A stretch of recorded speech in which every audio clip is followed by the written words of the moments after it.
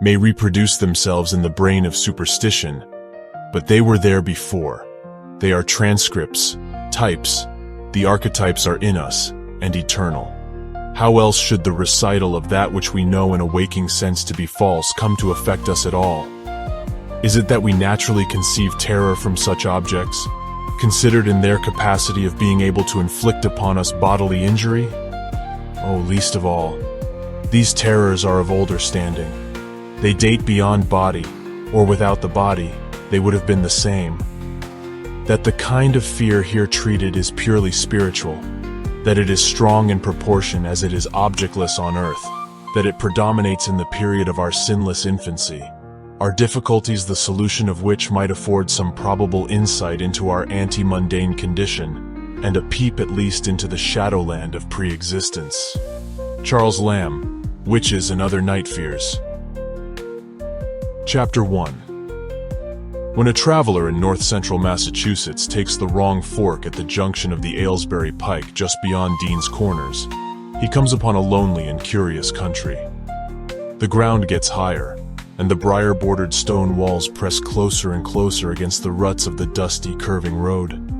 The trees of the frequent forest belt seem too large, and the wild weeds, brambles, and grasses attain a luxuriance not often found in settled regions. At the same time, the planted fields appear singularly few and barren, while the sparsely scattered houses wear a surprisingly uniform aspect of age, squalor, and dilapidation. Without knowing why, one hesitates to ask directions from the gnarled, solitary figures spied now and then on crumbling doorsteps or on the sloping, rock-strewn meadows. Those figures are so silent and furtive that one feels somehow confronted by forbidden things, with which it would be better to have nothing to do. When a rise in the road brings the mountains in view above the deep woods, the feeling of strange uneasiness is increased. The summits are too rounded and symmetrical to give a sense of comfort and naturalness, and sometimes the sky silhouettes with especial clearness the queer circles of tall stone pillars with which most of them are crowned. Gorges and ravines of problematical depth intersect the way, and the crude wooden bridges always seem of dubious safety. When the road dips again, there are stretches of marshland that one instinctively dislikes, and indeed almost fears at evening when unseen whippoorwills chatter and the fireflies come out in abnormal profusion to dance to the raucous, creepily insistent rhythms of stridently piping bullfrogs. The thin, shining line of the Miskatonic's upper reaches has an oddly serpent-like suggestion as it winds close to the feet of the domed hills among which it rises. As the hills draw nearer, one heeds their wooded sides more than their stone-crowned tops. Those sides loom up so darkly and precipitously that one wishes they would keep their distance, but there is no road by which to escape them. Across a covered bridge, one sees a small village huddled between the stream and the vertical slope of Round Mountain, and wonders at the cluster of rotting gambrel roofs bespeaking an earlier architectural period than that of the neighboring region.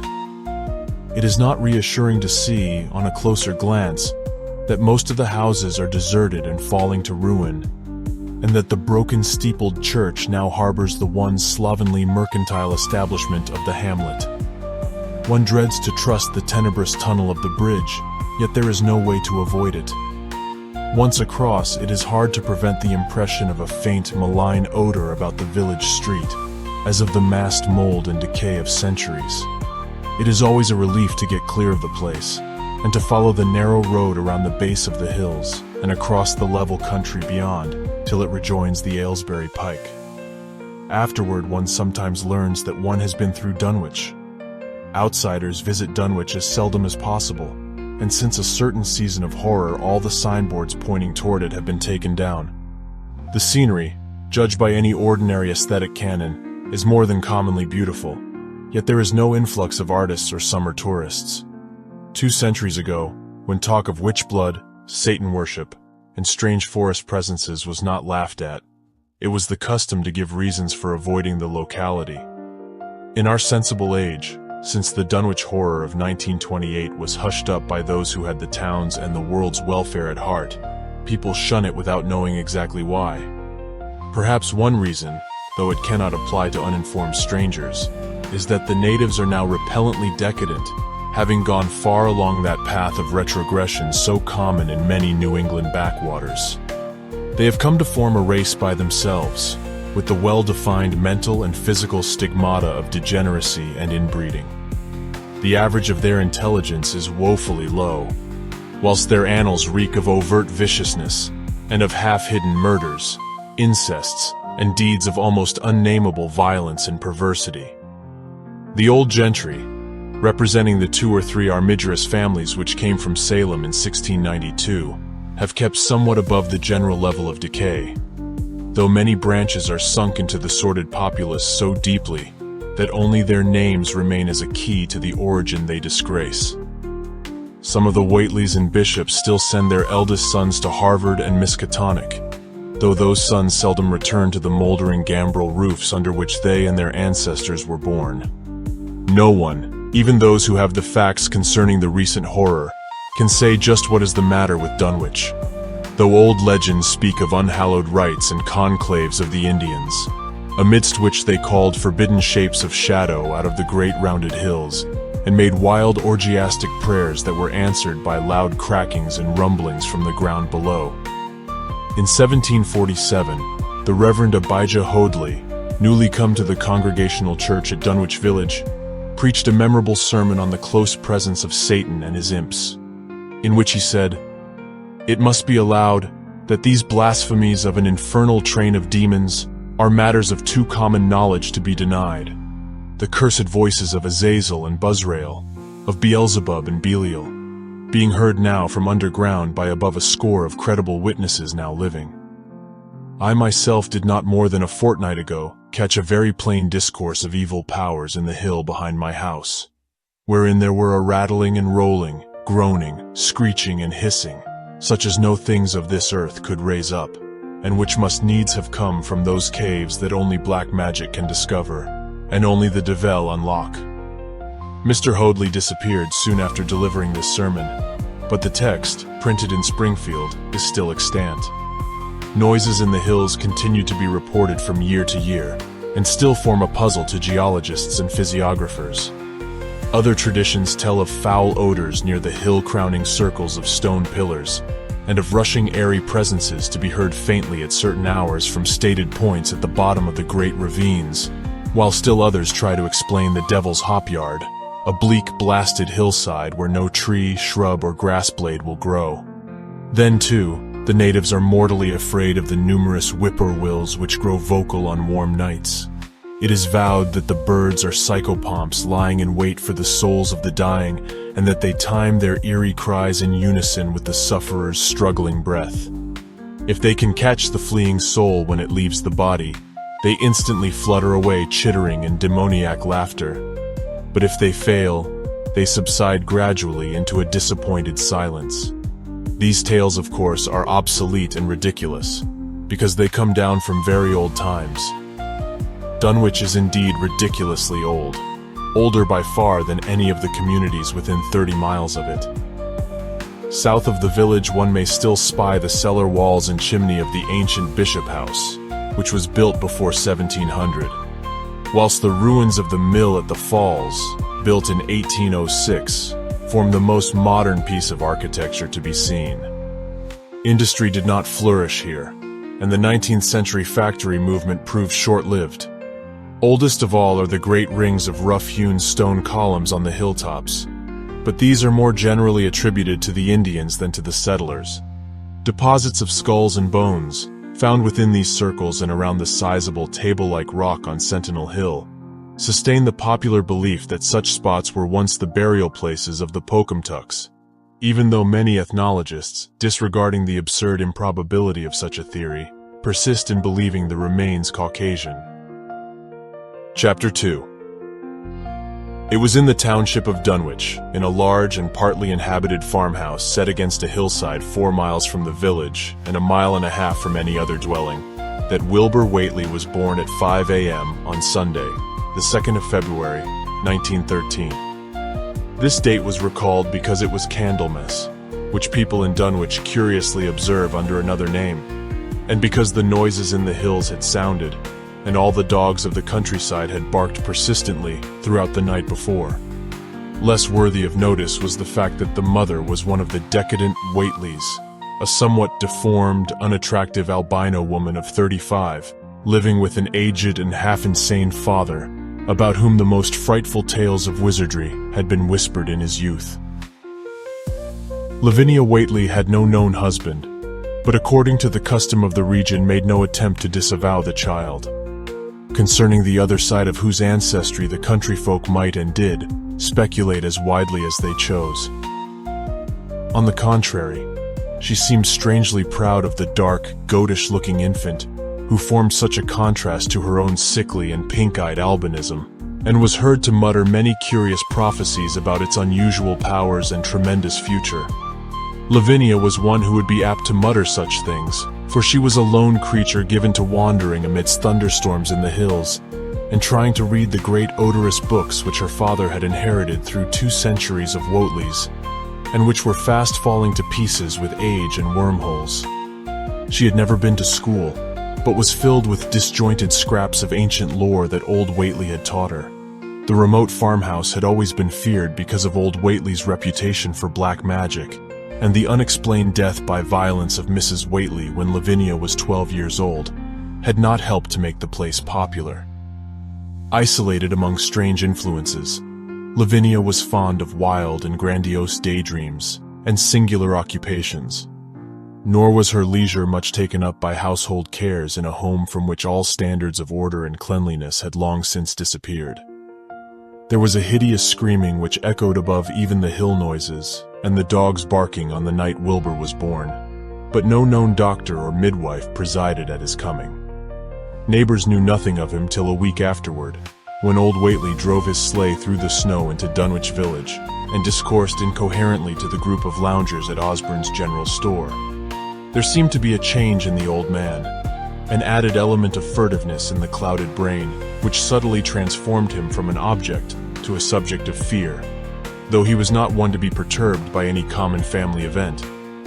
Amidst it all, he showed some trace of the pride later noticed in his daughter, and what he said of the child's paternity was remembered by many of his hearers years afterward.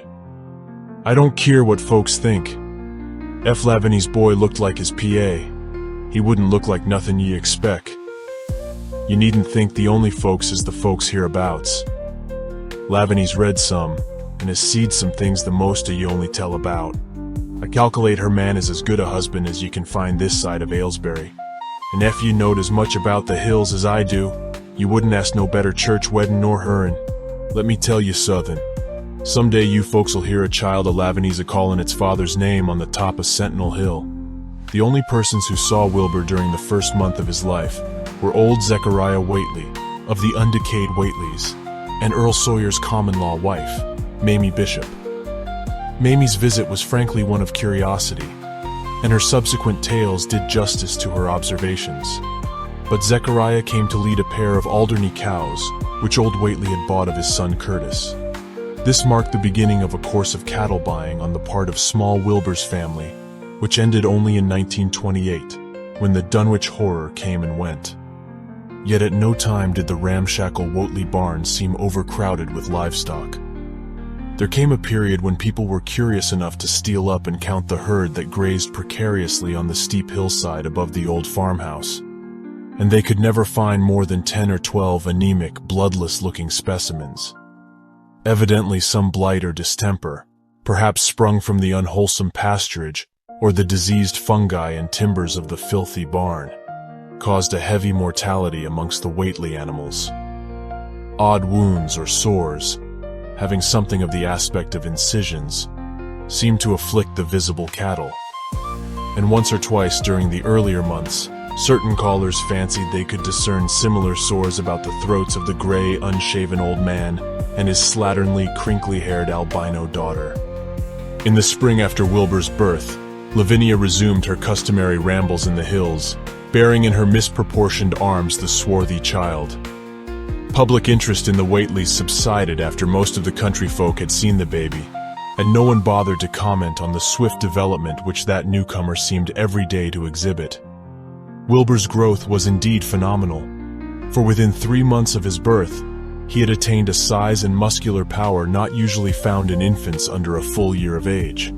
His motions and even his vocal sounds showed a restraint and deliberateness highly peculiar in an infant, and no one was really unprepared when at 7 months he began to walk unassisted, with falterings which another month was sufficient to remove.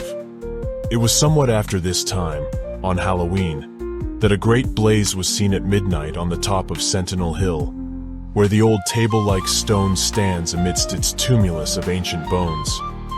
Considerable talk was started when Silas Bishop, of the Undecayed Bishops, mentioned having seen the boy running sturdily up that hill ahead of his mother, about an hour before the blaze was remarked.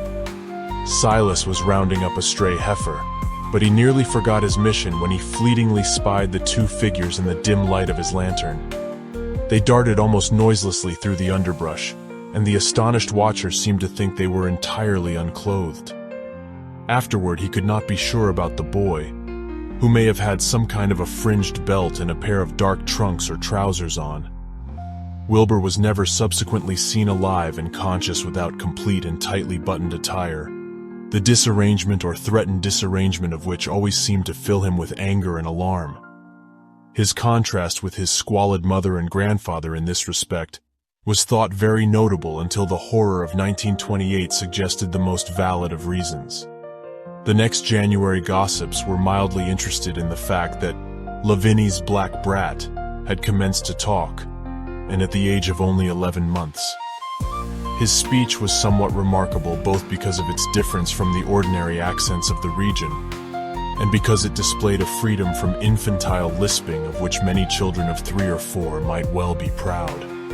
The boy was not talkative, yet when he spoke he seemed to reflect some elusive element wholly unpossessed by Dunwich and its denizens. The strangeness did not reside in what he said, or even in the simple idioms he used, but seemed vaguely linked with his intonation, or with the internal organs that produced the spoken sounds.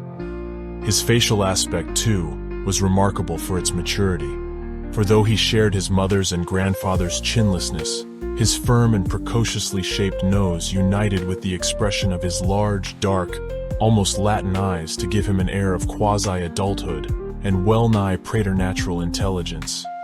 He was, however, exceedingly ugly, despite his appearance of brilliancy, there being something almost goatish or animalistic about his thick lips, large-pored, yellowish skin, coarse, crinkly hair, and oddly elongated ears. He was soon disliked even more decidedly than his mother and grandsire, and all conjectures about him were spiced with references to the bygone magic of old Whately, and how the hills once shook when he shrieked the dreadful name of Yog-Sothoth in the midst of a circle of stones with a great book open in his arms before him. Dogs abhorred the boy, and he was always obliged to take various defensive measures against their barking menace. Chapter 3. Meanwhile, old Whately continued to buy cattle without measurably increasing the size of his herd. He also cut timber and began to repair the unused parts of his house, a spacious peaked-roofed affair whose rear end was buried entirely in the rocky hillside, and whose 3 least-ruined ground-floor rooms had always been sufficient for himself and his daughter. There must have been prodigious reserves of strength in the old man to enable him to accomplish so much hard labor, and though he still babbled dementedly at times, his carpentry seemed to show the effects of sound calculation. It had already begun as soon as Wilbur was born, when one of the many tool sheds had been put suddenly in order, clapboarded, and fitted with a stout fresh lock. Now, in restoring the abandoned upper story of the house, he was a no less thorough craftsman. His mania showed itself only in his tight boarding up of all the windows in the reclaimed section, though many declared that it was a crazy thing to bother with the reclamation at all. Less inexplicable was his fitting up of another downstairs room for his new grandson, a room which several callers saw, though no one was ever admitted to the closely boarded upper story. This chamber he lined with tall, firm shelving, along which he began gradually to arrange, in apparently careful order, all the rotting ancient books and parts of books which during his own day had been heaped promiscuously in odd corners of the various rooms. "I made some use of 'em," he would say as he tried to mend a torn black-letter page with paste prepared on the rusty kitchen stove, "but the boy's fittin' to make better use of 'em. He'd order have 'em as well sot as he kin, for they're going to be all of his larnin'.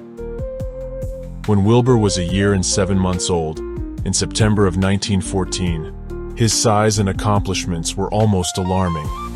He had grown as large as a child of 4 and was a fluent and incredibly intelligent talker.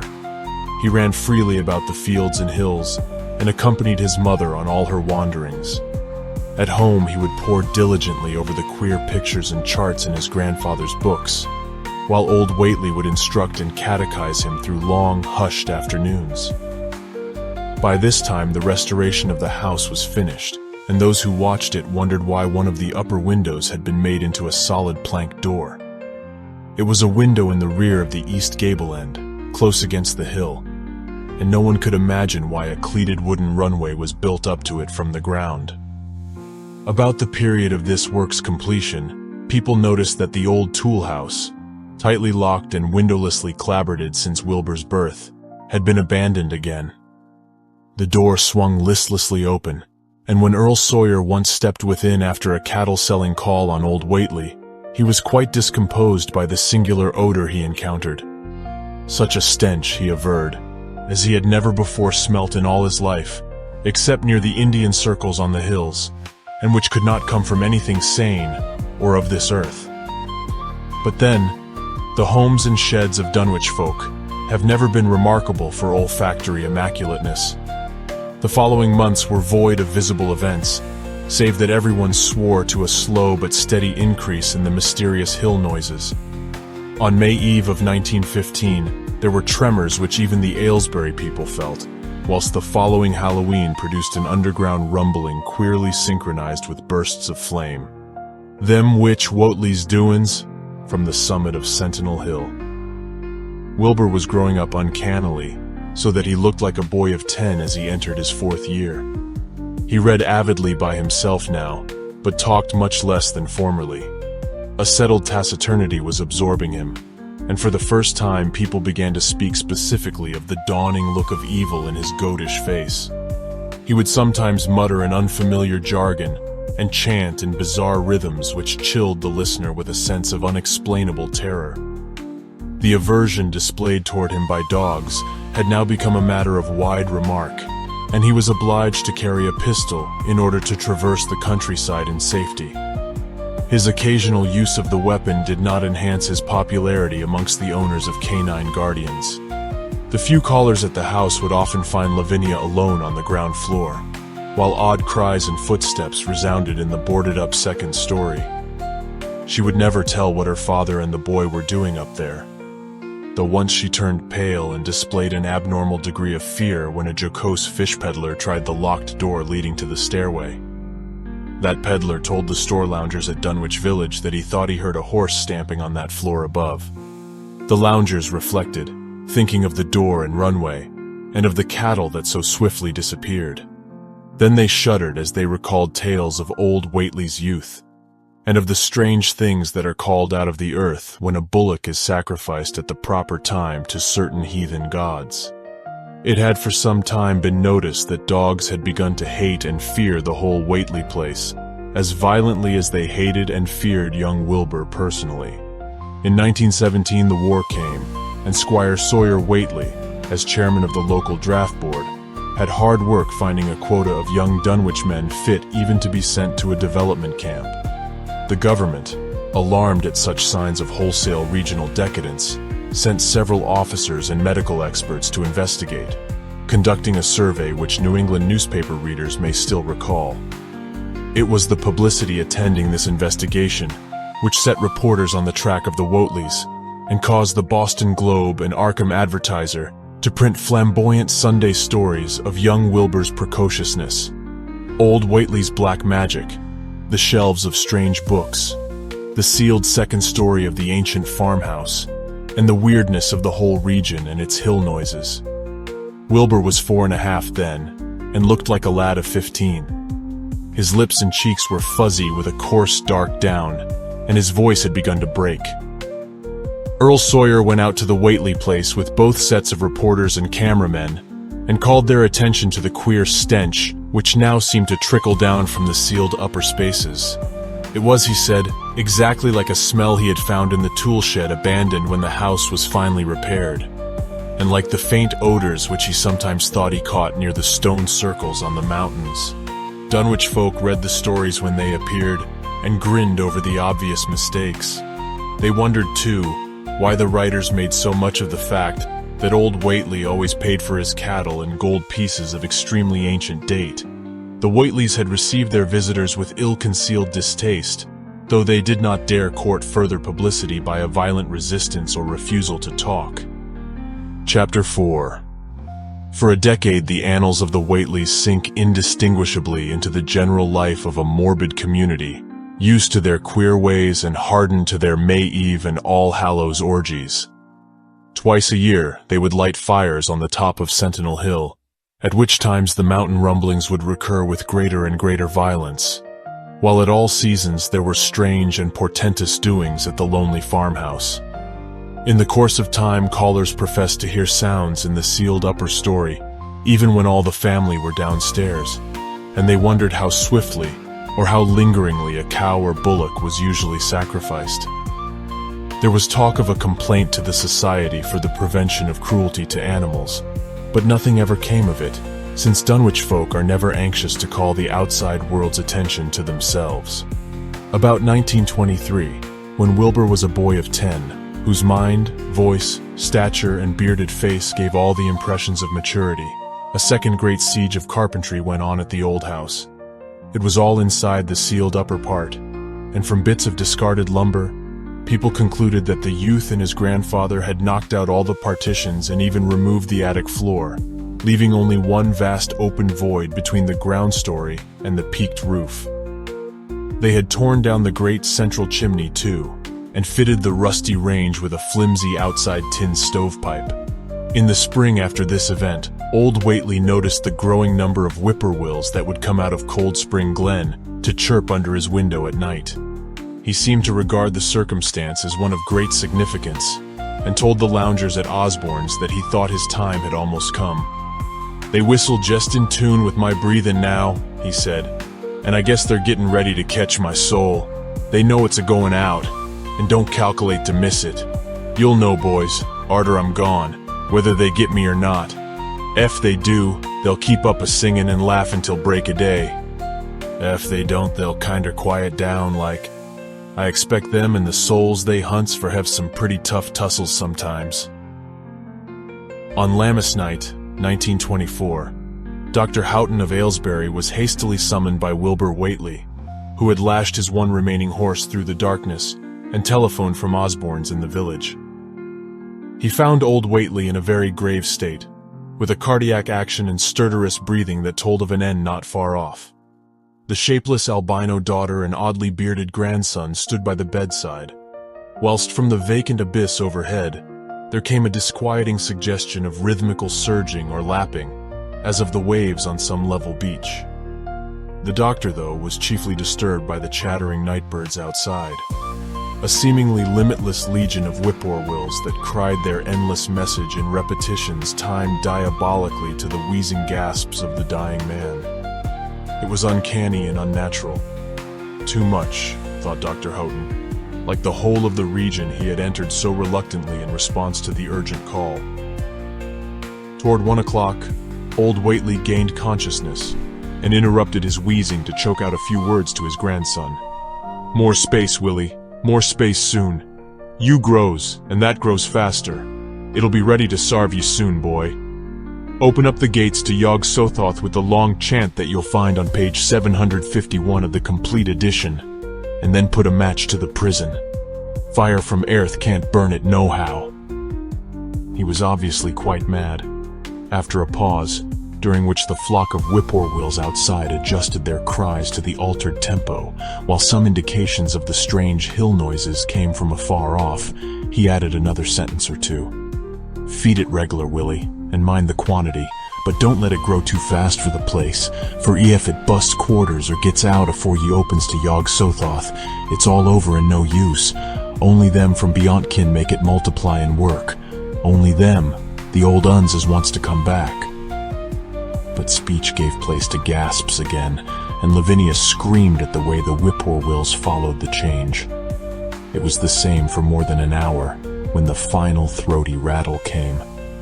Dr. Houghton drew shrunken lids over the glazing gray eyes as the tumult of birds faded imperceptibly to silence. Lavinia sobbed, but Wilbur only chuckled whilst the hill noises rumbled faintly. "They didn't get him," he muttered in his heavy bass voice. Wilbur was by this time a scholar of really tremendous erudition in his one-sided way, and was quietly known by correspondence to many librarians in distant places where rare and forbidden books of old days are kept. He was more and more hated and dreaded around Dunwich because of certain youthful disappearances, which suspicion laid vaguely at his door, but was always able to silence inquiry through fear, or through use of that fund of old-time gold which still, as in his grandfather's time, went forth regularly and increasingly for cattle buying. He was now tremendously mature of aspect, and his height, having reached the normal adult limit, seemed inclined to wax beyond that figure.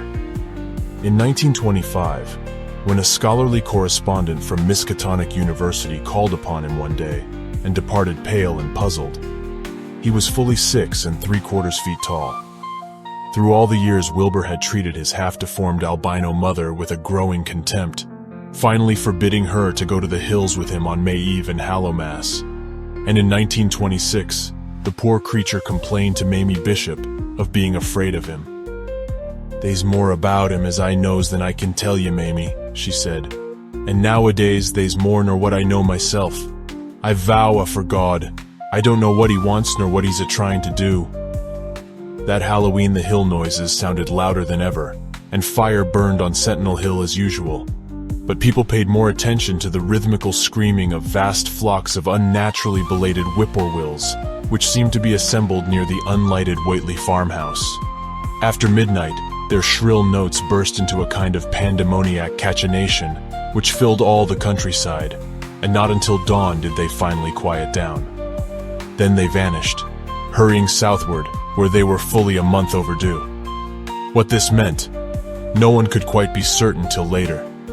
None of the country folks seemed to have died, but poor Lavinia Whately, the twisted albino, was never seen again. In the summer of 1927, Wilbur repaired 2 sheds in the farmyard and began moving his books and effects out to them. Soon afterward, Earl Sawyer told the loungers at Osborne's that more carpentry was going on in the Whately farmhouse. Wilbur was closing all the doors and windows on the ground floor and seemed to be taking out partitions, as he and his grandfather had done upstairs 4 years before. He was living in one of the sheds, and Sawyer thought he seemed unusually worried and tremulous. People generally suspected him of knowing something about his mother's disappearance, and very few ever approached his neighborhood now. His height had increased to more than 7 feet, and showed no signs of ceasing its development. Chapter 5. The following winter brought an event no less strange than Wilbur's first trip outside the Dunwich region. Correspondence with the Widener Library at Harvard, the Bibliothèque Nationale in Paris, the British Museum, the University of Buenos Aires, and the Library of Miskatonic University of Arkham had failed to get him the loan of a book he desperately wanted. So at length he set out in person, shabby, dirty, bearded, and uncouth of dialect, to consult the copy at Miskatonic, which was the nearest to him geographically. Almost 8 feet tall, and carrying a cheap new valise from Osborne's general store, this dark and goatish gargoyle appeared one day in Arkham, in quest of the dreaded volume kept under lock and key at the college library. The hideous Necronomicon of the mad Arab Abdul al-Hazred in Olaus Wormius's Latin version, as printed in Spain in the 17th century. He had never seen a city before, but had no thought save to find his way to the university grounds, where indeed he passed heedlessly by the great white-fanged watchdog that barked with unnatural fury and enmity and tugged frantically at its stout chain. Wilbur had with him the priceless but imperfect copy of Dr. Dee's English version which his grandfather had bequeathed him, and upon receiving access to the Latin copy, he at once began to collate the 2 texts with the aim of discovering a certain passage which would have come on the 751st page of his own defective volume. This much he could not civilly refrain from telling the librarian, the same erudite Henry Armitage, A.M. Miskatonic, Ph.D. Princeton, Lit.D. Johns Hopkins, who had once called at the farm, and who now politely plied him with questions. He was looking, he had to admit, for a kind of formula or incantation containing the frightful name Yog-Sothoth, and it puzzled him to find discrepancies, duplications, and ambiguities, which made the matter of determination far from easy.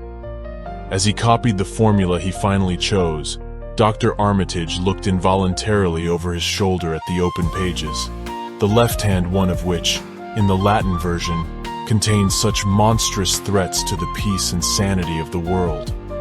"Nor is it to be thought," ran the text as Armitage mentally translated it, "that man is either the oldest or the last of Earth's masters, or that the common bulk of life and substance walks alone.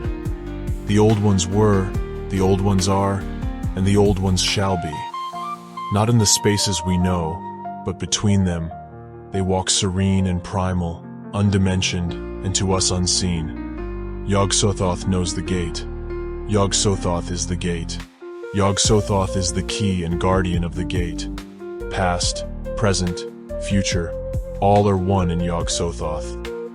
He knows where the old ones broke through of old, and where they shall break through again.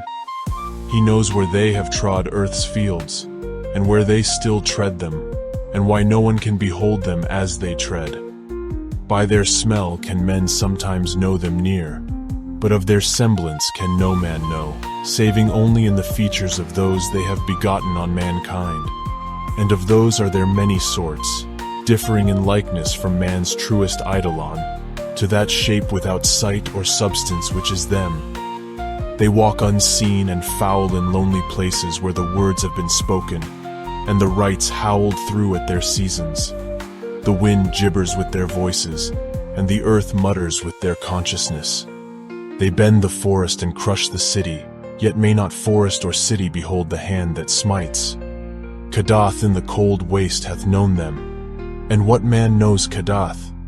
The ice desert of the south and the sunken isles of ocean hold stones whereon their seal is engraven. But who hath seen the deep frozen city or the sealed tower long garlanded with seaweed and barnacles?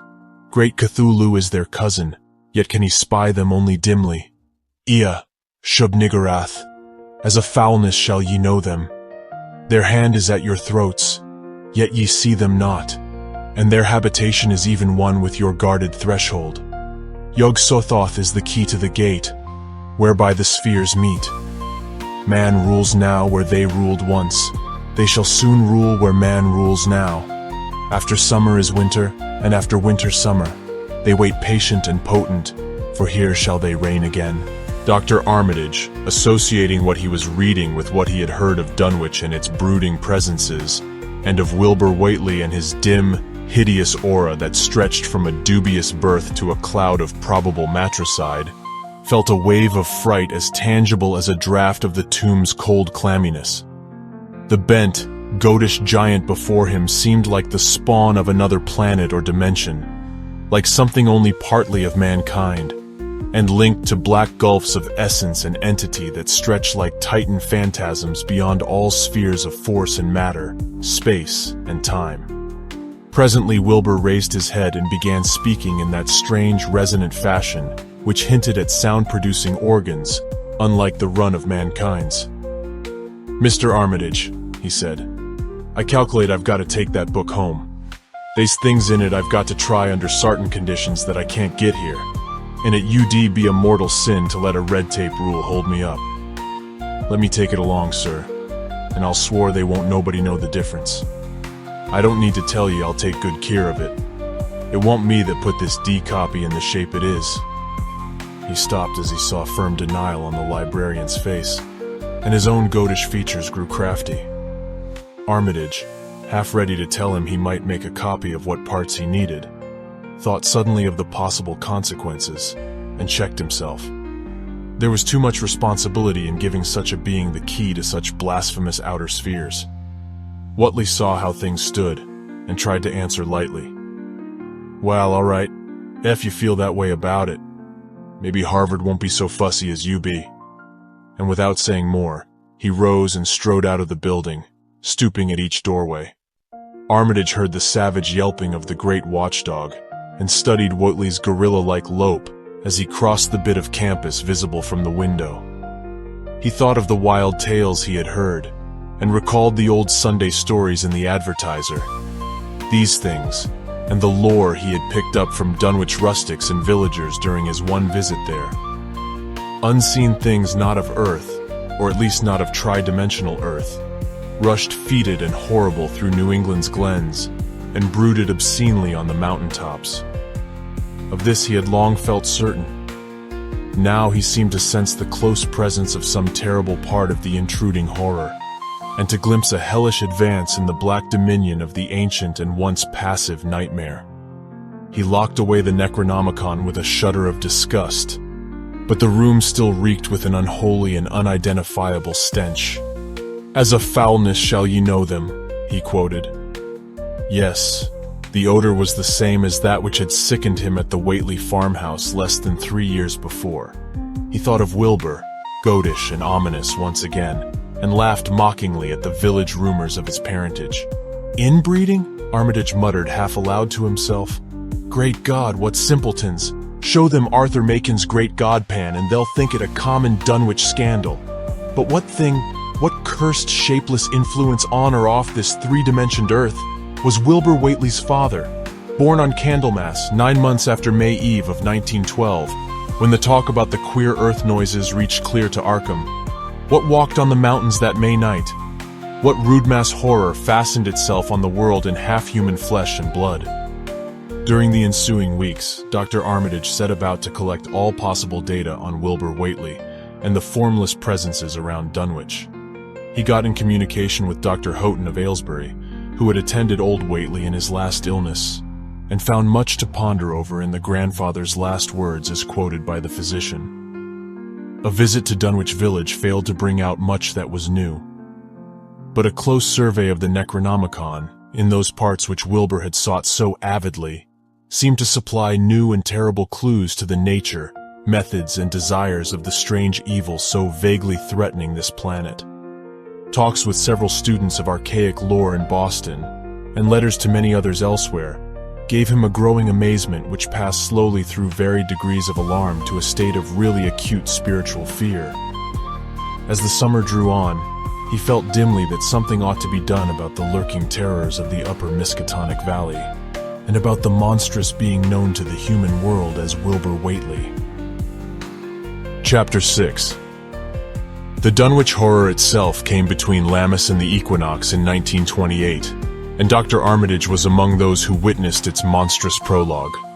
He had heard, meanwhile, of Whately's grotesque trip to Cambridge, and of his frantic efforts to borrow or copy from the Necronomicon at the Widener Library.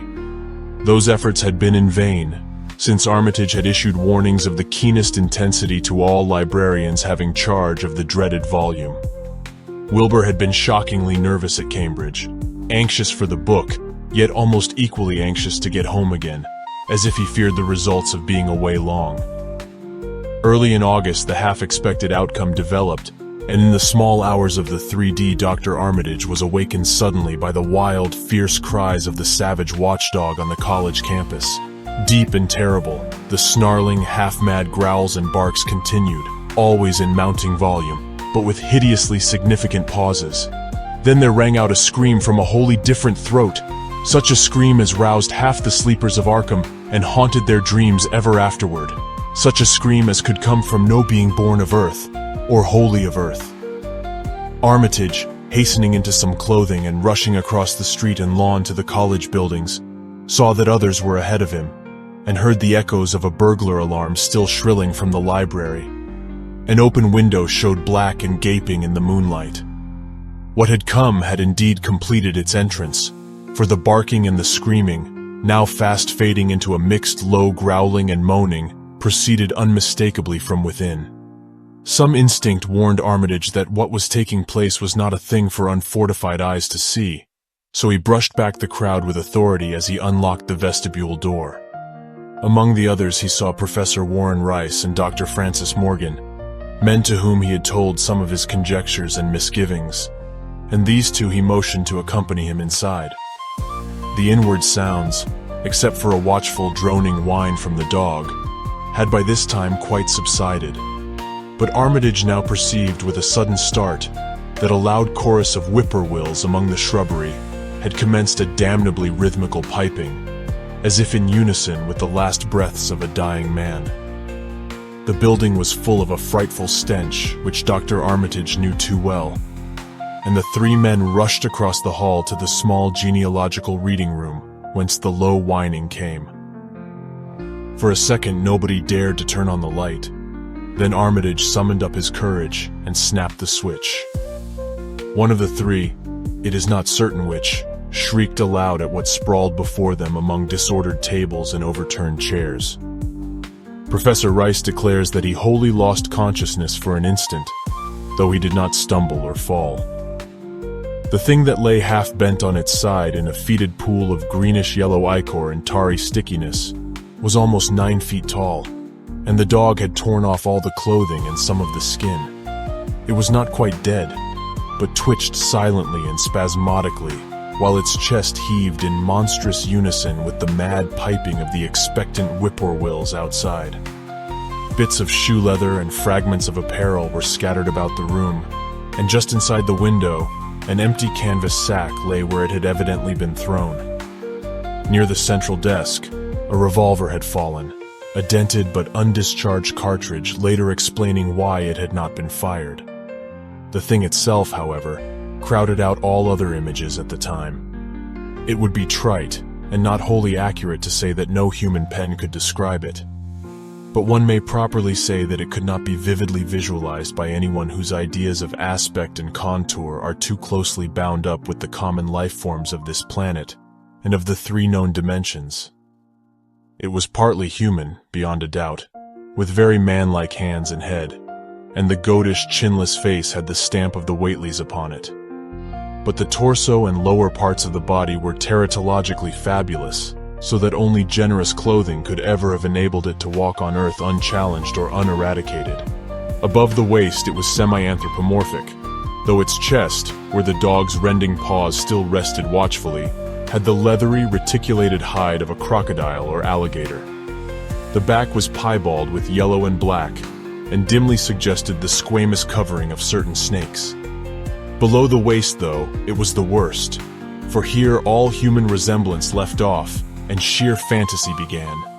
The skin was thickly covered with coarse black fur, and from the abdomen a score of long greenish-gray tentacles with red sucking mouths protruded limply. Their arrangement was odd, and seemed to follow the symmetries of some cosmic geometry unknown to Earth or the solar system. On each of the hips, deep set in a kind of pinkish, ciliated orbit, was what seemed to be a rudimentary eye, whilst in lieu of a tail, there depended a kind of trunk or feeler with purple annular markings, and with many evidences of being an undeveloped mouth or throat. The limbs, save for their black fur, roughly resembled the hind legs of prehistoric Earth's giant saurians, and terminated in ridgy-veined pads that were neither hooves nor claws. When the thing breathed, its tail and tentacles rhythmically changed color, as if from some circulatory cause normal to the non-human side of its ancestry. In the tentacles, this was observable as a deepening of the greenish tinge, whilst in the tail it was manifest as a yellowish appearance, which alternated with a sickly grayish white in the spaces between the purple rings. Of genuine blood there was none, only the fetid greenish-yellow ichor, which trickled along the painted floor beyond the radius of the stickiness, and left a curious discoloration behind it. As the presence of the 3 men seemed to rouse the dying thing, it began to mumble without turning or raising its head. Dr. Armitage made no written record of its mouthings, but asserts confidently that nothing in English was uttered. At first the syllables defied all correlation with any speech of Earth, but toward the last there came some disjointed fragments evidently taken from the Necronomicon, that monstrous blasphemy in quest of which the thing had perished. These fragments, as Armitage recalls them, ran something like Nagai, Nagahagha, Bug Shagog, Yaha, Yog Sothoth, Yog Sothoth. They trailed off into nothingness as the whippoorwills shrieked in rhythmical crescendos of unholy anticipation. Then came a halt in the gasping, and the dog raised its head in a long, lugubrious howl. A change came over the yellow, goatish face of the prostrate thing, and the great black eyes fell in appallingly. Outside the window, the shrilling of the whippoorwills had suddenly ceased, and above the murmurs of the gathering crowd, there came the sound of a panic-struck whirring and fluttering. Against the moon, vast clouds of feathery watchers rose and raced from sight, frantic at that which they had sought for prey. All at once the dog started up abruptly, gave a frightened bark, and leaped nervously out of the window by which it had entered. A cry rose from the crowd, and Dr. Armitage shouted to the men outside that no one must be admitted till the police or medical examiner came. He was thankful that the windows were just too high to permit of peering in, and drew the dark curtains carefully down over each one.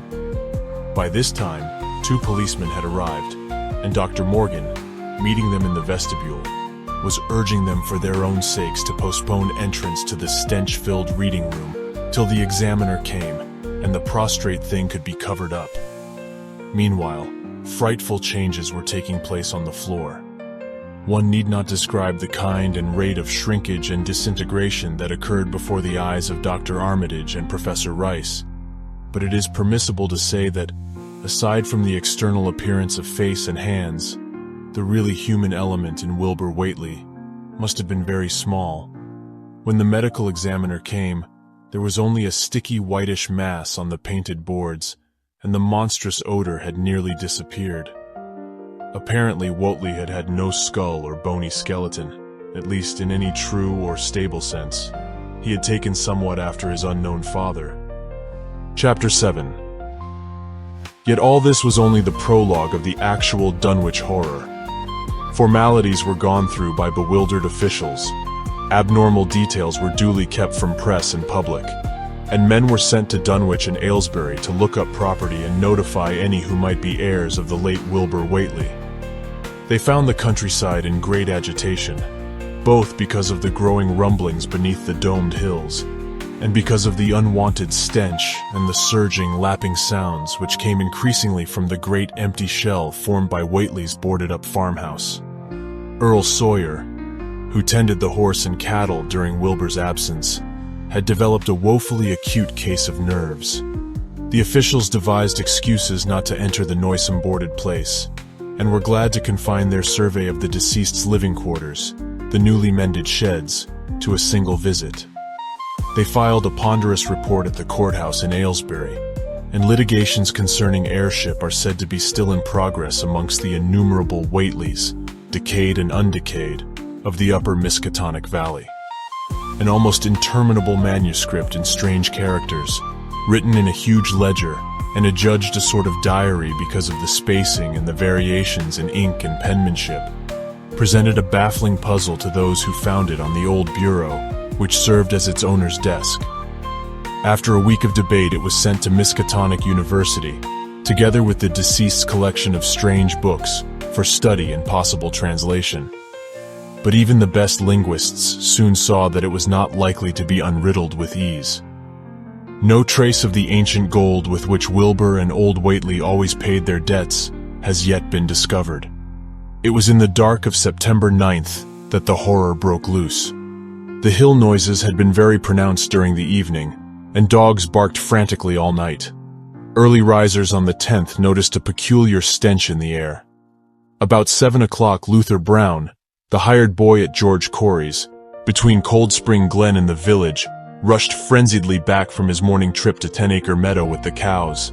He was almost convulsed with fright as he stumbled into the kitchen, and in the yard outside the no less frightened herd were pawing and lowing pitifully, having followed the boy back in the panic they shared with him. Between gasps, Luther tried to stammer out his tale to Mrs. Corey. "Up there in the rud beyond the glen, Miss Corey. They southern been there. It smells like thunder, and all the bushes and little trees is pushed back from the rud like they'd a house been moved along of it. And that ain't the wuss, nuther. They's prints in the rud, Miss Corey. Great round prints as big as barrel heads, all sunk down deep like an elephant had been along. only they's a sight more nor 4 feet could make. I looked at 1 or 2 afore I run, and I see everyone was covered with lines spreading out from one place, like as if big palm leaf fans, twict or 3 times as big as any they is, had a been pounded down into the rud, and the smell was awful, like what it is around Wizard Whately's old house. Here he faltered, and seemed to shiver afresh with the fright that had sent him flying home. Mrs. Corey, unable to extract more information, began telephoning the neighbors, thus starting on its rounds the overture of panic that heralded the major terrors. When she got Sally Sawyer, housekeeper at Seth Bishop's, the nearest place to Whately's, it became her turn to listen instead of transmit. For Sally's boy Chauncey, who slept poorly, had been up on the hill toward Whately's, and had dashed back in terror after one look at the place, and at the pasturage where Mr. Bishop's cows had been left out all night. "Yes, Miss Corey," came Sally's tremulous voice over the party wire. "Chancey, he just come back a-postin', and couldn't half talk for being scared. He says old Whately's house is all blowed up, with the timbers scattered round like they'd been dynamite inside. Only the bottom floor ain't through, but is all covered with a kind of tar-like stuff that smells awful, and drips down off in the ages onto the ground where the side timbers is blown away. And they's awful kinder marks in the yard, 2 great round marks bigger round than a hogshead, and all sticky with stuff like is on the blowed-up house. Chancey, he says they leads off into the medders, where a great swath wider'n a barn is matted down, and all the stun walls tumbled every which way wherever it goes. And he says he, Miss Corey, as how he sought to look for Seth's cows, frighted easy was, and found 'em in the upper pasture nigh the Devil's Hop yard in an awful shape. Half on 'em's clean gone, and nigh half of them that's left is sucked most dry of blood, with sores on 'em like they's been on Whately's cattle ever sank Lavany's black brat was born. Seth, he's gone out now to look at 'em, though I'll vow he won't keer to get very nigh Wizard Whately's. Chancey didn't look keerful to see where the big matted down swath led arter it left the pasturage, but he says he thinks it pinted towards the Glen Rud to the village. I tell you, Miss Corey, they's suthin' abroad as hadn't orter be abroad, and I for one think that Black Wilbur Whately has come to the bad eend he desarved, is at the bottom of the breedin' of it. He wa'n't all human hisself, I allus says to everybody, and I think he and old Whately must have raised suthin' in that there nailed-up house as ain't even so human as he was. They's allus been unseen things around Dunwich, livin' things, as ain't human and ain't good for human folks. The ground was a-talkin' last night, and towards mornin' Chancey he heard the whippoorwills so loud in Cold Spring Glen he couldn't sleep none. Then he thought he heard another faint-like sound over towards Wizard Whately's, a kind of rippin' or tearin' of wood, like some big box or crate was being opened fur off. What with this and that, he didn't get to sleep at all till sunup, and no sooner was he up this morning, but he's got to go over to Whately's and see what's the matter. He see enough, I tell you, Miss Corey. This don't mean no good, and I think as all the men folks ought to get up a party and do suthin'. I know suthin' awful's about, and feel my time is nigh, though only God knows just what it is. Did your Luther take account of where them big tracks led to? No? Well, Miss Corey, ef they was on the Glen Rud this side of the glen, and ain't got to your house yet, I calculate they must go into the glen itself. They would do that. I allus says Cold Spring Glen ain't no healthy nor decent place. The whippoorwills and fireflies there never did act like they was creators of God, and they's them as says you can hear strange things a-rushin' and a-talkin' in the air down there ef you stand in the right place, between the rock falls and Bear's Den. By that noon, fully 3/4 of the men and boys of Dunwich were trooping over the roads and meadows between the new-made Whately ruins and Cold Spring Glen, examining in horror the vast monstrous prints, the maimed bishop cattle, the strange noisome wreck of the farmhouse, and the bruised matted vegetation of the fields and roadsides. Whatever had burst loose upon the world had assuredly gone down into the great sinister ravine, for all the trees on the banks were bent and broken, and a great avenue had been gouged in the precipice-hanging underbrush. It was as though a house, launched by an avalanche, had slid down through the tangled growths of the almost vertical slope. From below no sound came, but only a distant, undefinable feeder. and it is not to be wondered at that the men preferred to stay on the edge and argue, rather than descend and beard the unknown cyclopean horror in its lair. 3 dogs that were with the party had barked furiously at first, but seemed cowed and reluctant when near the glen. Someone telephoned the news to the Aylesbury Transcript, but the editor, accustomed to wild tales from Dunwich, did no more than concoct a humorous paragraph about it, an item soon afterward reproduced by the Associated Press. That night everyone went home, and every house and barn was barricaded as stoutly as possible. Needless to say, no cattle were allowed to remain in open pasturage. About 2 in the morning, a frightful stench and the savage barking of the dogs awakened the household at Elmer Fry's, on the eastern edge of Cold Spring Glen, and all agreed that they could hear a sort of muffled swishing or lapping sound from somewhere outside. Mrs. Fry proposed telephoning the neighbors, and Elmer was about to agree when the noise of splintering wood burst in upon their deliberations. It came apparently from the barn, and was quickly followed by a hideous screaming and stamping amongst the cattle. The dogs slavered and crouched close to the feet of the fear-numbed family. Fry lit a lantern through force of habit, but knew it would be death to go out into that black farmyard. The children and the womenfolk whimpered, kept from screaming by some obscure vestigial instinct of defense, which told them their lives depended on silence. At last the noise of the cattle subsided to a pitiful moaning, and a great snapping, crashing, and crackling ensued. The Frys, huddled together in the sitting room, did not dare to move until the last echoes died away far down in Cold Spring Glen. Then, amidst the dismal moans from the stable and the demoniac piping of late whippoorwills in the glen, Selina Fry tottered to the telephone and spread what news she could of the second phase of the horror. The next day all the countryside was in a panic, and cowed, uncommunicative groups came and went where the fiendish thing had occurred. 2 titan swaths of destruction stretched from the glen to the Fry farmyard.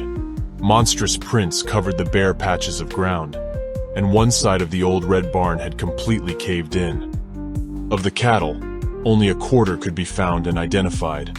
Some of these were in curious fragments, and all that survived had to be shot. Earl Sawyer suggested that help be asked from Aylesbury or Arkham, but others maintained it would be of no use. Old Zebulon Whately, of a branch that hovered about halfway between soundness and decadence, made darkly wild suggestions about rites that ought to be practiced on the hilltops. He came of a line where tradition ran strong, and his memories of chantings in the great stone circles were not altogether connected with Wilbur and his grandfather. Darkness fell upon a stricken countryside too passive to organize for real defense. In a few cases, closely related families would band together and watch in the gloom under one roof. But in general, there was only a repetition of the barricading of the night before, and a futile, ineffective gesture of loading muskets and setting pitchforks handily about. Nothing, however, occurred except some hill noises, and when the day came there were many who hoped that the new horror had gone as swiftly as it had come. There were even bold souls who proposed an offensive expedition down in the glen, though they did not venture to set an actual example to the still reluctant majority. When night came again, the barricading was repeated, though there was less huddling together of families. In the morning, both the Fry and the Seth Bishop households reported excitement among the dogs and vague sounds and stenches from afar, while early explorers noted with horror a fresh set of the monstrous tracks in the road skirting Sentinel Hill. As before, the sides of the road showed a bruising indicative of the blasphemously stupendous bulk of the horror, whilst the conformation of the tracks seemed to argue a passage in 2 directions, as if the moving mountain had come from Cold Spring Glen and returned to it along the same path. At the base of the hill, a 30-foot swath of crushed shrubbery saplings led steeply upward, and the seekers gasped when they saw that even the most perpendicular places did not deflect the inexorable trail. Whatever the horror was, it could scale a sheer stony cliff of almost complete verticality, and as the investigators climbed around to the hill's summit by safer routes, they saw that the trail ended, or rather, reversed there. It was here that the Whateleys used to build their hellish fires and chant their hellish rituals by the table-like stone on May Eve and Hallowmass. Now that very stone formed the center of a vast space thrashed around by the mountainous horror, whilst upon its slightly concave surface was a thick and fetid deposit of the same tarry stickiness observed on the floor of the ruined Whateley farmhouse when the horror escaped. Men looked at one another and muttered. Then they looked down the hill. Apparently the horror had descended by a route much the same as that of its ascent. To speculate was futile. Reason, logic, and normal ideas of motivation stood confounded. Only old Zebulon, who was not with the group, could have done justice to the situation or suggested a plausible explanation. Thursday night began much like the others, but it ended less happily. The whippoorwills in the glen had screamed with such unusual persistence that many could not sleep, and about 3 a.m. all the party telephones rang tremulously. Those who took down their receivers heard a fright-mad voice shriek out, "Help, oh my God!" And some thought a crashing sound followed the breaking off of the exclamation. There was nothing more. No one dared do anything, and no one knew till morning whence the call came. Then those who had heard it called everyone on the line, and found that only the Frys did not reply. The truth appeared an hour later, when a hastily assembled group of armed men trudged out to the Fry place at the head of the glen. It was horrible, yet hardly a surprise. There were more swaths and monstrous prints, but there was no longer any house. It had caved in like an eggshell, and amongst the ruins nothing living or dead could be discovered, only a stench and a tarry stickiness. The Elmer Frys had been erased from Dunwich. Chapter 8. In the meantime, a quieter yet even more spiritually poignant phase of the horror had been blackly unwinding itself behind the closed door of a shelf-lined room in Arkham. The curious manuscript record or diary of Wilbur Whateley, delivered to Miskatonic University for translation, had caused much worry and bafflement among the experts in languages both ancient and modern. Its very alphabet, notwithstanding a general resemblance to the heavily shaded Arabic used in Mesopotamia, being absolutely unknown to any available authority. The final conclusion of the linguists was that the text represented an artificial alphabet, giving the effect of a cipher, though none of the usual methods of cryptographic solution seemed to furnish any clue, even when applied on the basis of every tongue the writer might conceivably have used. The ancient books taken from Whateley's quarters, while absorbingly interesting and in several cases promising to open up new and terrible lines of research among philosophers and men of science, were of no assistance whatever in this matter. One of them, a heavy tome with an iron clasp, was in another unknown alphabet, this one of a very different cast, and resembling Sanskrit more than anything else. The old ledger was at length given wholly into the charge of Dr. Armitage, both because of his peculiar interest in the Whateley matter, and because of his wide linguistic learning and skill in the mystical formulae of antiquity and the Middle Ages. Armitage had an idea that the alphabet might be something esoterically used by certain forbidden cults, which have come down from old times, and which have inherited many forms and traditions from the wizards of the Saracenic world. That question, however, he did not deem vital, since it would be unnecessary to know the origin of the symbols if, as he suspected, they were used as a cipher in a modern language. It was his belief that, considering the great amount of text involved, the writer would scarcely have wished the trouble of using another speech than his own, save perhaps in certain special formulae and incantations. Accordingly, he attacked the manuscript with the preliminary assumption that the bulk of it was in English. Dr. Armitage knew, from the repeated failures of his colleagues, that the riddle was a deep and complex one, and that no simple mode of solution could merit even a trial. All through late August he fortified himself with the massed lore of cryptography, drawing upon the fullest resources of his own library, and waiting night after night amidst the arcana of Trithemius's Polygraphia, Giambattista Porta's De Furtivis Literarum Notis, De Visionaire's Trait des Chiffres, Falconer's Cryptomnesis Patefacta, Davies's and Thickness's 18th century treatises, and such fairly modern authorities as Blair, von Martin, and Kluber's Cryptographic. He interspersed his study of the books with attacks on the manuscript itself, and in time became convinced that he had to deal with one of those subtlest and most ingenious of cryptograms, in which many separate lists of corresponding letters are arranged like the multiplication table, and the message built up with arbitrary keywords known only to the initiated. The older authorities seemed rather more helpful than the newer ones, and Armitage concluded that the code of the manuscript was one of great antiquity, no doubt handed down through a long line of mystical experimenters. Several times he seemed near daylight, only to be set back by some unforeseen obstacle. Then, as September approached, the clouds began to clear. Certain letters, as used in certain parts of the manuscript, emerged definitely and unmistakably, and it became obvious that the text was indeed in English. On the evening of September 2nd, the last major barrier gave way, and Dr. Armitage read for the first time a continuous passage of Wilbur Whately's annals. It was in truth a diary, as all had thought, and it was couched in a style clearly showing the mixed occult erudition and general illiteracy of the strange being who wrote it. Almost the first long passage that Armitage deciphered, an entry dated November 26, 1916, proved highly startling and disquieting. It was written, he remembered, by a child of 3.5, who looked like a lad of 12 or 13.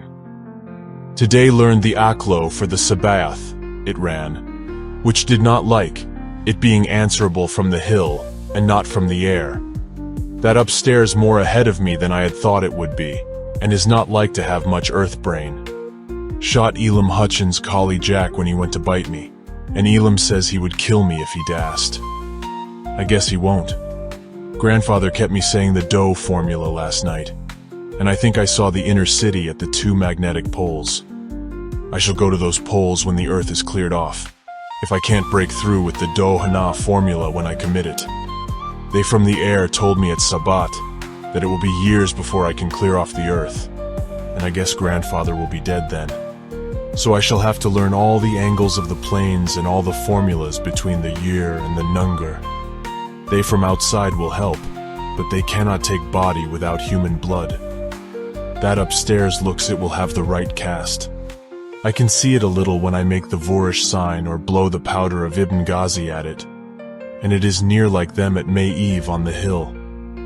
The other face may wear off some. I wonder how I shall look when the earth is cleared and there are no earth beings on it. He that came with the Aklo Sabaoth said I may be transfigured, there being much of outside to work on. Morning found Dr. Armitage in a cold sweat of terror and a frenzy of wakeful concentration. He had not left the manuscript all night, but sat at his table under the electric light, turning page after page with shaking hands as fast as he could decipher the cryptic text. He had nervously telephoned his wife he would not be home, and when she brought him a breakfast from the house, he could scarcely dispose of a mouthful. All that day he read on, now and then halted maddeningly as a reapplication of the complex key became necessary. Lunch and dinner were brought him, but he ate only the smallest fraction of either. Toward the middle of the next night he drowsed off in his chair, but soon woke out of a tangle of nightmares almost as hideous as the truths and menaces to man's existence that he had uncovered. On the morning of September 4th, Professor Rice and Dr. Morgan insisted on seeing him for a while, and departed trembling and ashen gray. That evening he went to bed, but slept only fitfully. Wednesday, the next day, he was back at the manuscript, and began to take copious notes both from the current sections and from those he had already deciphered. In the small hours of that night he slept a little in an easy chair in his office, but was at the manuscript again before dawn. Sometime before noon his physician, Dr. Hartwell, called to see him and insisted that he cease work. He refused, intimating that it was of the most vital importance for him to complete the reading of the diary, and promising an explanation in due course of time. That evening, just as twilight fell, he finished his terrible perusal and sank back exhausted. His wife, bringing his dinner, found him in a half-comatose state, but he was conscious enough to warn her off with a sharp cry when he saw her eyes wander toward the notes he had taken. Weakly rising, He gathered up the scribbled papers and sealed them all in a great envelope, which he immediately placed in his inside coat pocket. He had sufficient strength to get home, but was so clearly in need of medical aid that Dr. Hartwell was summoned at once. As the doctor put him to bed, he could only mutter over and over again, "But what in God's name can we do?" Dr. Armitage slept, but was partly delirious the next day. He made no explanations to Hartwell, but in his calmer moments spoke of the imperative need of a long conference with Rice and Morgan.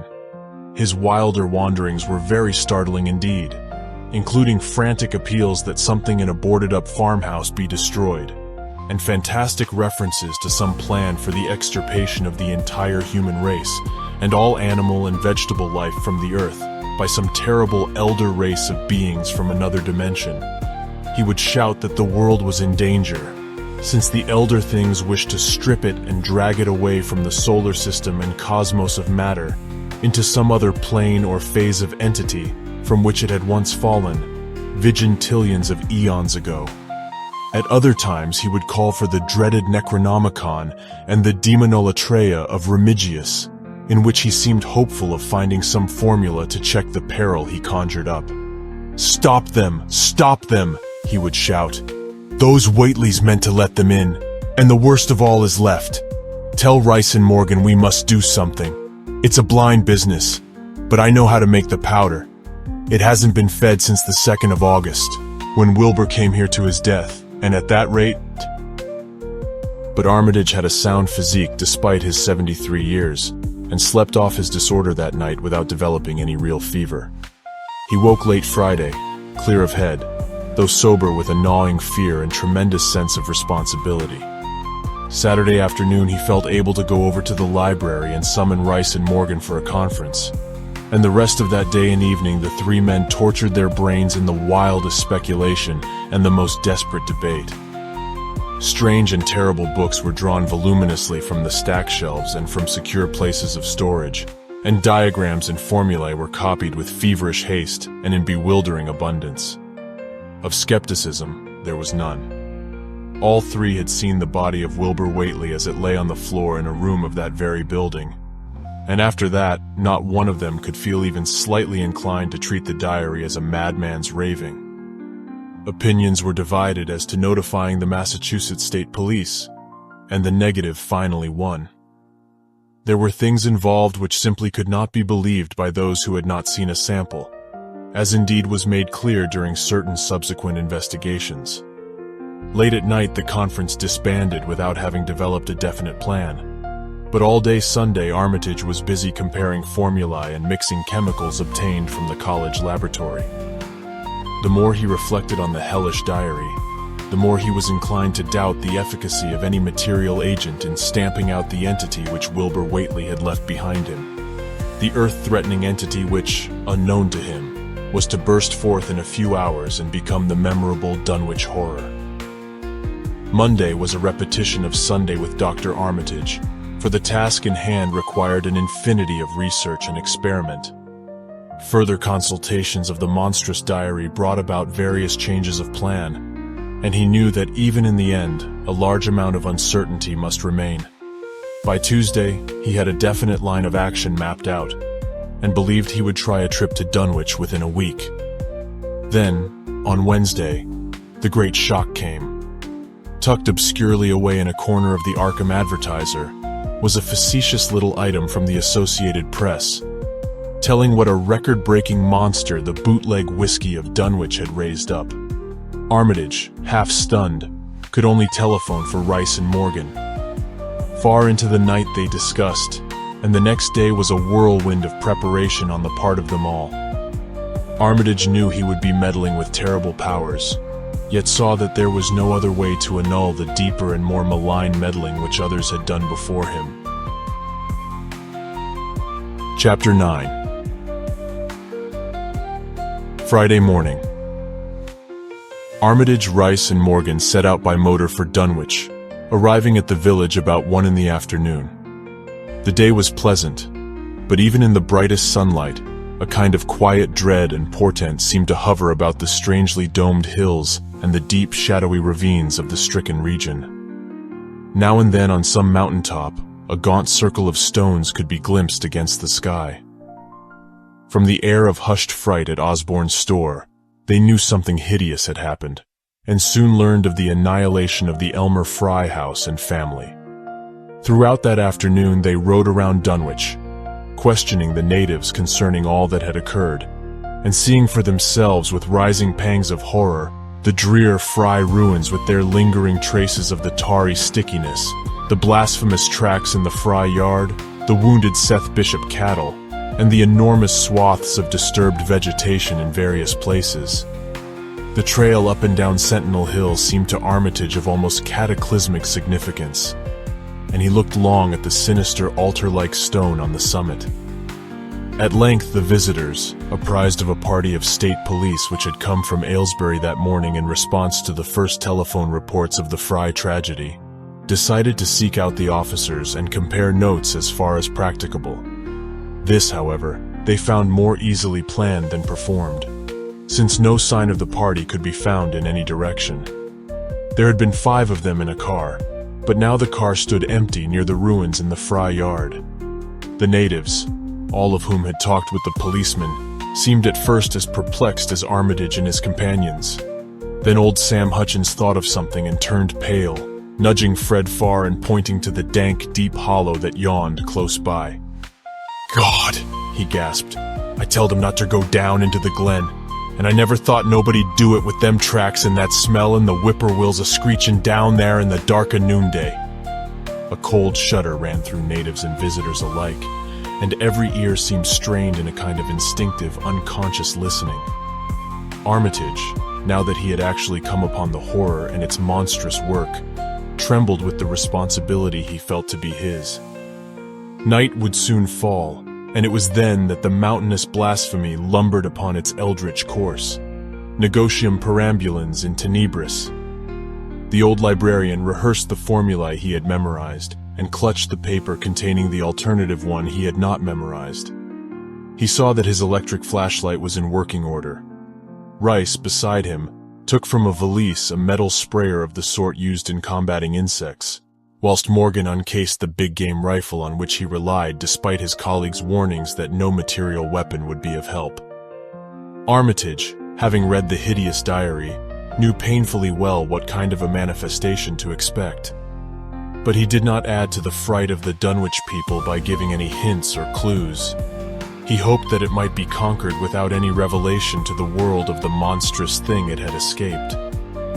As the shadows gathered, the natives commenced to disperse homeward, anxious to bar themselves indoors, despite the present evidence that all human locks and bolts were useless before a force that could bend trees and crush houses when it chose.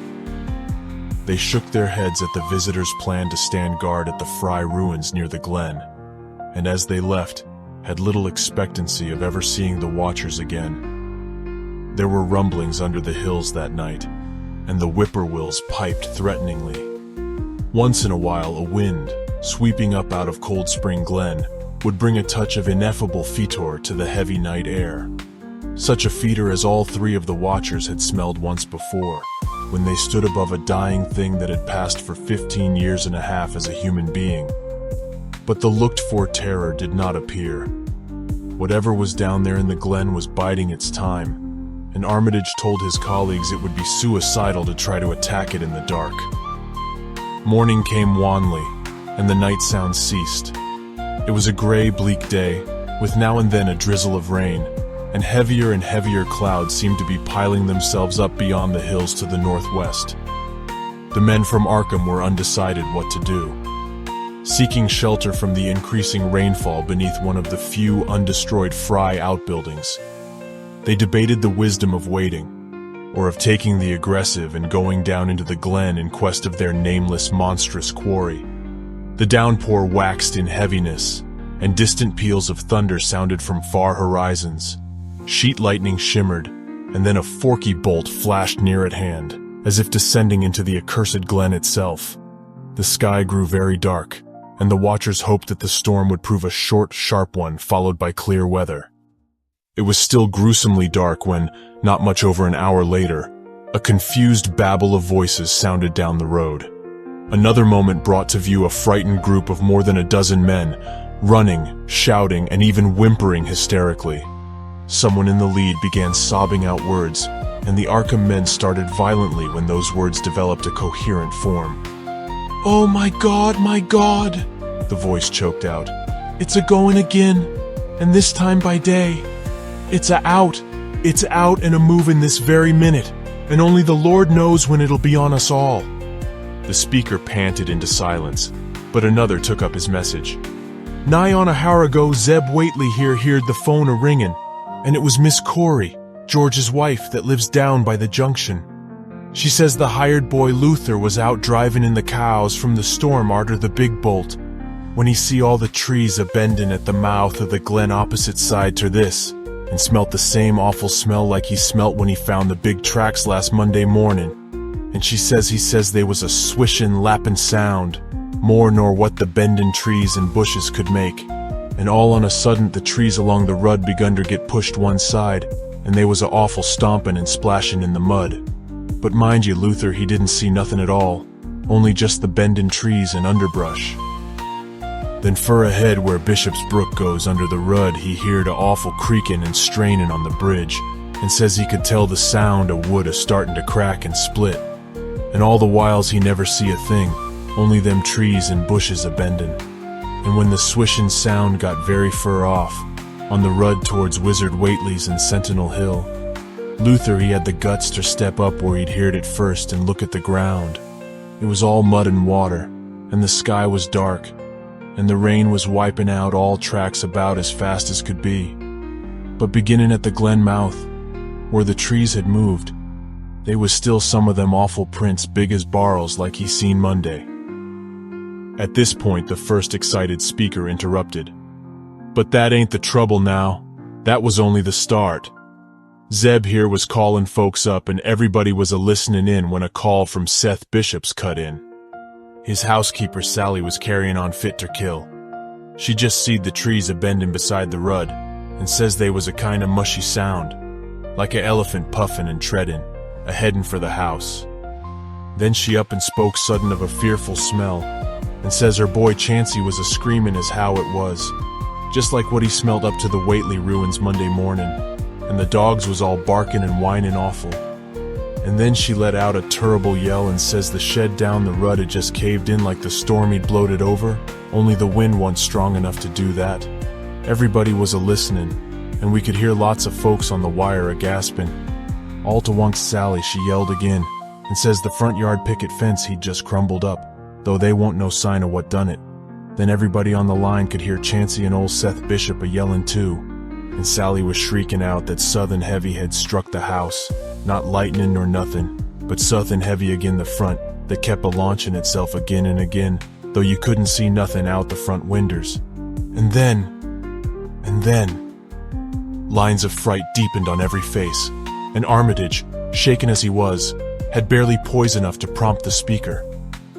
And then, Sally she yelled out, "Oh help, the house is a-cavin' in," and on the wire we could hear a terrible crashin', and a whole flock a-screamin', just like when Elmer Fry's place was took, only wuss. The man paused, and another of the crowd spoke. "That's all. Not a sound nor squeak over the phone arter that. Just still like. We that heard it got out Fords and wagons and rounded up as many able-bodied menfolks as we could get, at Corey's place, and come up here to see what you thought best to do. Not but what I think it's the Lord's judgment for our iniquities, that no mortal kin ever set aside." Armitage saw that the time for positive action had come, and spoke decisively to the faltering group of frightened rustics. "We must follow it, boys." He made his voice as reassuring as possible. "I believe there's a chance of putting it out of business. You men know that those Whateleys were wizards?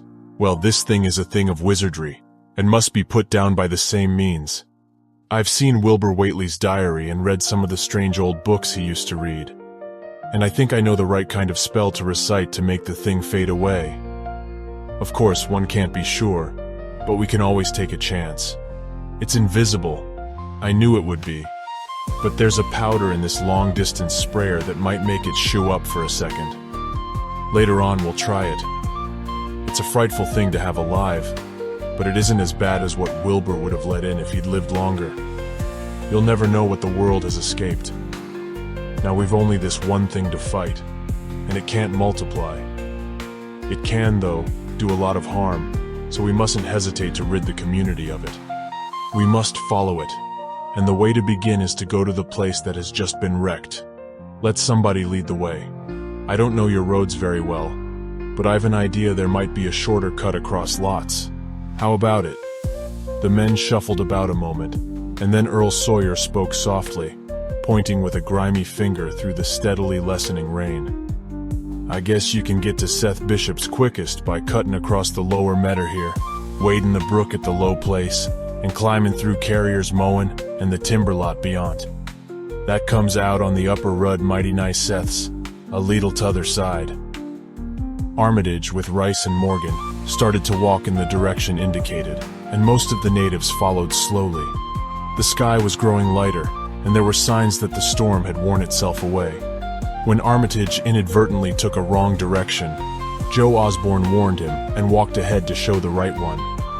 Courage and confidence were mounting, though the twilight of the almost perpendicular wooded hill which lay toward the end of their shortcut, and among whose fantastic ancient trees they had to scramble as if up a ladder, put these qualities to a severe test. At length they emerged on a muddy road to find the sun coming out. They were a little beyond the Seth Bishop place, but bent trees and hideously unmistakable tracks showed what had passed by. Only a few moments were consumed in surveying the ruins just around the bend. It was the Fry incident all over again, and nothing dead or living was found in either of the collapsed shells which had been the Bishop house and barn. No one cared to remain there amidst the stench and tarry stickiness, but all turned instinctively to the line of horrible prints leading on toward the wrecked Whately farmhouse and the altar-crowned slopes of Sentinel Hill. As the men passed the site of Wilbur Whately's abode, they shuddered visibly, and seemed again to mix hesitancy with their zeal. It was no joke tracking down something as big as a house that one could not see, but that had all the vicious malevolence of a demon. Opposite the base of Sentinel Hill, the tracks left the road, and there was a fresh bending and matting visible along the broad swath marking the monster's former route to and from the summit. Armitage produced a pocket telescope of considerable power and scanned the steep green side of the hill. Then he handed the instrument to Morgan, whose sight was keener. After a moment of gazing, Morgan cried out sharply, passing the glass to Earl Sawyer and indicating a certain spot on the slope with his finger. Sawyer, as clumsy as most non-users of optical devices are, fumbled a while, but eventually focused the lenses with Armitage's aid. When he did so, his cry was less restrained than Morgan's had been. "God almighty, the grass and bushes is a-movin'. It's a-goin' up slow like creepin' up to the top this minute. Heaven only knows what fur." Then the germ of panic seemed to spread among the seekers. It was one thing to chase the nameless entity, but quite another to find it. Spells might be all right, but suppose they weren't? Voices began questioning Armitage about what he knew of the thing, and no reply seemed quite to satisfy. Everyone seemed to feel himself in close proximity to phases of nature, and of being utterly forbidden, and wholly outside the sane experience of mankind. Chapter 10. In the end, the three men from Arkham, old white-bearded Dr. Armitage, stocky, iron-gray Professor Rice, and lean, youngish Dr. Morgan, ascended the mountain alone. After much patient instruction regarding its focusing and use, they left the telescope with the frightened group that remained in the road, and as they climbed, they were watched closely by those among whom the glass was passed around. It was hard going, and Armitage had to be helped more than once. High above the toiling group, the great swath trembled as its hellish maker repassed with snail-like deliberateness. Then it was obvious that the pursuers were gaining. Curtis Whately, of the undecayed branch, was holding the telescope when the Arkham party detoured radically from the swath. He told the crowd that the men were evidently trying to get to a subordinate peak, which overlooked the swath at a point considerably ahead of where the shrubbery was now bending. This indeed proved to be true, and the party were seen to gain the minor elevation only a short time after the invisible blasphemy had passed it. Then Wesley Corey, who had taken the glass, cried out that Armitage was adjusting the sprayer which Rice held, and that something must be about to happen. The crowd stirred uneasily, recalling that this sprayer was expected to give the unseen horror a moment of visibility. 2 or 3 men shut their eyes, but Curtis Whately snatched back the telescope and strained his vision to the utmost. He saw that Rice, from the party's point of vantage above and behind the entity, had an excellent chance of spreading the potent powder with marvelous effect. Those without the telescope saw only an instant's flash of gray cloud, a cloud about the size of a moderately large building near the top of the mountain. Curtis, who had held the instrument, dropped it with a piercing shriek into the ankle-deep mud of the road. He reeled and would have crumpled to the ground had not 2 or 3 others seized and steadied him. All he could do was moan half inaudibly, Oh, great God, that... There was a pandemonium of questioning, and only Henry Wheeler thought to rescue the fallen telescope and wipe it clean of mud. Curtis was past all coherence, and even isolated replies were almost too much for him. Bigger'n a barn, all made of squirmin' ropes, hull thing sorta shaped like a hen's egg bigger'n anything, with dozens of legs like hogsheads that half shut up when they step. Nothing solid about it, all like jelly, and made of separate wriggling ropes pushed close together. Great bulging eyes all over it. 10 or 20 mouths or trunks a-sticking out all along the sides, big as stovepipes, and all a-tossin' and openin' and shuttin', all gray, with kinder blue or purple rings, and God in heaven that half-face on top. This final memory, whatever it was, proved too much for poor Curtis, and he collapsed completely before he could say more. Fred Farr and Will Hutchins carried him to the roadside and laid him on the damp grass. Henry Wheeler, trembling, turned the rescued telescope on the mountain to see what he might. Through the lenses were discernible 3 tiny figures, apparently running toward the summit as fast as the steep incline allowed. Only these, nothing more. Then everyone noticed a strangely unseasonable noise in the deep valley behind, and even in the underbrush of Sentinel Hill itself. It was the piping of unnumbered whippoorwills, and in their shrill chorus there seemed to lurk a note of tense and evil expectancy. Earl Sawyer now took the telescope and reported the 3 figures as standing on the topmost ridge, virtually level with the altar stone, but at a considerable distance from it. One figure, he said, seemed to be raising its hands above its head at rhythmic intervals, and as Sawyer mentioned the circumstance, the crowd seemed to hear a faint, half-musical sound from the distance, as if a loud chant were accompanying the gestures.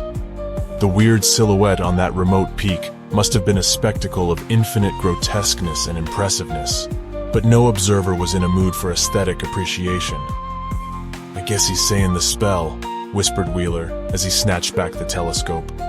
The whippoorwills were piping wildly, and in a singularly curious irregular rhythm, quite unlike that of the visible ritual. Suddenly the sunshine seemed to lessen without the intervention of any discernible cloud. It was a very peculiar phenomenon, and was plainly marked by all. A rumbling sound seemed brewing beneath the hills, mixed strangely with a concordant rumbling, which clearly came from the sky. Lightning flashed aloft, and the wondering crowd looked in vain for the portents of storm. The chanting of the men from Arkham now became unmistakable, and Wheeler saw through the glass that they were all raising their arms in the rhythmic incantation. From some farmhouse far away came the frantic barking of dogs. The change in the quality of the daylight increased, and the crowd gazed about the horizon in wonder. A purplish darkness, born of nothing more than a spectral deepening of the sky's blue, pressed down upon the rumbling hills. Then the lightning flashed again, somewhat brighter than before, and the crowd fancied that it had showed a certain mistiness around the altar stone on the distant height. No one, however, had been using the telescope at that instant. The whippoorwills continued their irregular pulsation, and the men of Dunwich braced themselves tensely against some imponderable menace with which the atmosphere seemed surcharged. Without warning came those deep, cracked, raucous vocal sounds, which will never leave the memory of the stricken group who heard them. Not from any human throat were they born, for the organs of man can yield no such acoustic perversions. Rather would one have said they came from the pit itself, had not their source been so unmistakably the altar stone on the peak. It is almost erroneous to call them sounds at all, since so much of their ghastly infrabass timbre spoke to dim seats of consciousness and terror far subtler than the ear. Yet one must do so, since their form was indisputably, though vaguely, that of half-articulate words. They were loud, loud as the rumblings and the thunder above which they echoed, yet did they come from no visible being. And because imagination might suggest a conjectural source in the world of non-visible beings, the huddled crowd at the mountain's base huddled still closer, and winced as if in expectation of a blow. Ignai! Ignai! Thfuthkangha! Yog Sothoth! Rang the hideous croaking out of space. Yabdink! Hehye Ngurktl! The speaking impulse seemed to falter here, as if some frightful psychic struggle were going on. Henry Wheeler strained his eye at the telescope, but saw only the three grotesquely silhouetted human figures on the peak, all moving their arms furiously in strange gestures as their incantation drew near its culmination. From what black wells of acherontic fear or feeling, from what unplumbed gulfs of extra-cosmic consciousness or obscure, long-latent heredity, were those half-articulate thunder croakings drawn? Presently they began to gather renewed force and coherence as they grew in stark, utter, ultimate frenzy. Hey, yeah, yeah, yeah, yeah, hey, yeah, yeah, yeah, yeah. Yeah, yeah, help, help. Father, Yog Sothoth. But that was all. The pallid group in the road, still reeling at the indisputably English syllables that had poured thickly and thunderously down from the frantic vacancy beside that shocking altar stone, were never to hear such syllables again. Instead, they jumped violently at the terrific report which seemed to rend the hills, the deafening cataclysmic peal whose source, be it inner earth or sky, no hearer was ever able to place. A single lightning bolt shot from the purple zenith to the altar stone, and a great tidal wave of viewless force and indescribable stench swept down from the hill to all the countryside. Trees, grass, and underbrush were whipped into a fury, and the frightened crowd at the mountain's base, weakened by the lethal feeder that seemed about to asphyxiate them, were almost hurled off their feet. Dogs howled from the distance, green grass and foliage wilted to a curious, sickly yellow-gray, and over field and forest were scattered the bodies of dead whippoorwills. The stench left quickly, but the vegetation never came right again. To this day, there is something queer and unholy about the growths on and around that fearsome hill. Curtis Whately was only just regaining consciousness when the Arkham men came slowly down the mountain in the beams of a sunlight once more brilliant and untainted. They were grave and quiet, and seemed shaken by memories and reflections even more terrible than those which had reduced the group of natives to a state of cowed quivering. In reply to a jumble of questions, they only shook their heads and reaffirmed one vital fact. "The thing has gone forever," Armitage said. "It has been split up into what it was originally made of, and can never exist again. It was an impossibility in a normal world. Only the least fraction was really matter in any sense we know. It was like its father, and most of it has gone back to him in some vague realm or dimension outside our material universe. Some vague abyss out of which only the most accursed rites of human blasphemy could ever have called him for a moment on the hills." There was a brief silence, and in that pause the scattered senses of poor Curtis Whately began to knit back into a sort of continuity, so that he put his hands to his head with a moan. Memory seemed to pick itself up where it had left off, and the horror of the sight that had prostrated him burst in upon him again. Oh my God, that half-face on top of it, that face with the red eyes and crinkly albino hair, and no chin, like the Whateleys. It was a octopus, centipede, spider kind of thing, but they was a half-shaped man's face on top of it, and it looked like Wizard Whately's, only it was yards and yards across. He paused, exhausted, as the whole group of natives stared in a bewilderment not quite crystallized into fresh terror. Only old Zebulon Whately, who wanderingly remembered ancient things but who had been silent heretofore, spoke aloud. 15 year gone, he rambled. I heard old Whately say as how someday we'd hear a child of Lavanese a-callin' its father's name on the top of Sentinel Hill. But Joe Osborne interrupted him to question the Arkham men anew. What was it anyhow? And however did young Wizard Whately call it out of the air it come from? Armitage chose his words very carefully. It was mostly a kind of force that doesn't belong in our part of space. A kind of force that acts and grows and shapes itself by other laws than those of our sort of nature. We have no business calling in such things from outside, and only very wicked people and very wicked cults ever try to. There was some of it in Wilbur Whately himself, enough to make a devil and a precocious monster of him, and to make his passing out a pretty terrible sight. I'm going to burn his accursed diary, and if you men are wise, you'll dynamite that altar stone up there, and pull down all the rings of standing stones on the other hills. Things like that brought down the beings those Whateleys were so fond of, the beings they were going to let in tangibly to wipe out the human race and drag the earth off to some nameless place for some nameless purpose.